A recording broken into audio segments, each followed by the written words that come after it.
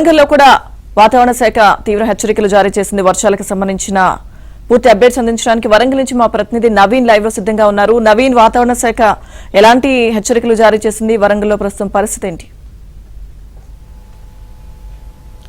లక్ష్మీ దుర్గా, ప్రస్తుతం అయితే కొంత తెరిపిగానే ఉంది, కానీ మళ్ళీ మబ్బు పడుతోంది. నిన్న కురిసినటువంటి వర్షాలకు వరంగల్ నగరం అంతా అతలాకుతలమైంది. ఒక వృద్ధురాలు చనిపోయింది, మరో ఇద్దరు గల్లంతైనటువంటి పరిస్థితి. ఇక్కడ వరంగల్ నగరంలోని చాలా కాలనీలు, ప్రధానంగా తూర్పు నియోజకవర్గంలో ఉండేటువంటి Vivekananda colony, Sai Ganesh colony, Vambay colony, Maisaiah Nagar, ఇవన్నీ కూడా వరద నీటిలో చిక్కుకున్నాయి.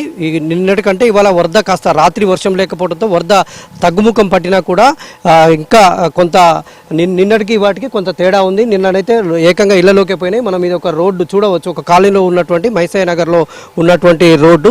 ఈ రోడ్డు పరిస్థితి ఇట్లా ఉంది. ఇంకా చాలా కాలనీలో వరద నీరు ఇప్పుడిప్పుడే కొంత తగ్గుముఖం పడుతుంది, కానీ మళ్ళీ మబ్బు పడుతుండటంతో ఇక్కడ స్థానికులంతా కూడా ఆందోళన వ్యక్తం చేస్తున్నారు. మరోవైపు వాతావరణ శాఖ ఇవాళ కూడా వరంగల్, హన్మకొండ, మహబూబాబాద్, జనగామ జిల్లాలకు రెడ్ అలర్ట్ జారీ చేసినటువంటి నేపథ్యంలో ఒకవైపు పాఠశాలలకు కూడా, ప్రభుత్వ పాఠశాలలకు కూడా ఇవాళ రేపు సెలవులు ప్రకటించారు. అధికార యంత్రాంగం అంతా కూడా అప్రమత్తమైంది. ఆయా కలెక్టరేట్లలో టోల్ ఫ్రీ నెంబర్లు ఏర్పాటు చేశారు. ములుగు, భూపాలపల్లి కలెక్టరేట్లలో టోల్ ఫ్రీ నెంబర్ ఏర్పాటు చేశారు. మంత్రి సీతక్క కూడా ఒక వీడియో సందేశాన్ని ప్రజలకు విడుదల చేశారు. అందరూ కూడా అప్రమత్తంగా ఉండాలి, ఎవరు కూడా బయటకు రావద్దని ఇటు కలెక్టర్లు, అటు మంత్రి సీతక్క కూడా ఆదేశాలు జారీ చేశారు, అంటే సూచన చేశారు.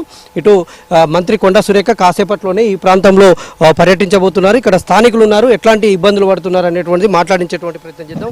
ఎట్లా ఇబ్బందులు పడుతున్నారమ్మా? మీరు నిన్నటి నుంచి వరదలో ఉన్నారు కదా? నిన్న మార్నింగ్ 4:30 నుండి స్టార్ట్ అయింది అన్నయ్య. ఇండ్లలోకి నీళ్ళు రావడం జరిగింది ఎగ్దాం. కాకపోతే మేము ముందే కొంచెం మాకు అక్కడ అది కట్టేది ఉన్నది కాబట్టి అది కట్టడం వరకు పూర్తి కాలేదు. నీళ్ళు వస్తాయి అనేది అవగాహన చాలామందికి, మాకు అందరికీ ముందే తెలుసు ఈ 1 సంవత్సరం వాటర్ వస్తుంది అనేది.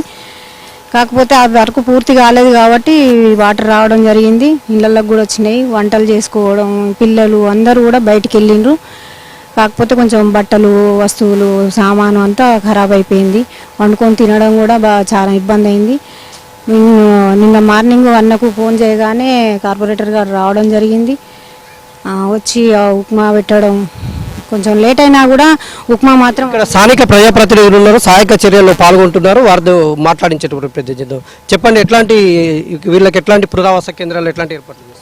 నిన్న తెల్లారగట్ల 4 గంటల నుంచి అన్ఎక్స్పెక్టెడ్గా వచ్చిన వర్షానికి మొత్తం లోతట్టు ప్రాంతమైన మైసయ్య నగర్, శివనగర్ అంతా కూడా మునిగిపోవడం జరిగింది. ప్రధానంగా ఎప్పుడు కూడా కొద్దిగా ప్రజలంతా కూడా అలర్ట్గా ఉండేది, కానీ అన్ఎక్స్పెక్టెడ్గా ఈ వర్షం పడుతూనే మొత్తం నీళ్ళు ఇండ్లలోకి వచ్చి చాలా కుటుంబాలు, దాదాపు ఈ మైసయ్య నగర్, శివనగర్ ప్రాంతంలో ఒక 300 కుటుంబాలకు సంబంధించి పూర్తిగా ఒక మాట చెప్పాలంటే వాళ్ళు వండుకునే బియ్యం, కూరగాయలతో సహా మొత్తం కూడా తడిసి ముద్దయిపోయిన పరిస్థితి. అసలు ఏమాత్రం కనీసం వండుకొని తినే పరిస్థితి కూడా లేదు. కాబట్టి మేము మా సొంతంగా నిన్న పొద్దున్నే వాళ్ళకు టిఫిన్స్ కానీ, తర్వాత మధ్యాహ్నం కార్పొరేషన్ ద్వారా నిన్న నైట్ వాళ్ళకు భోజనాలు కానీ దగ్గరుండి కూడా చూసుకోవడం జరిగింది.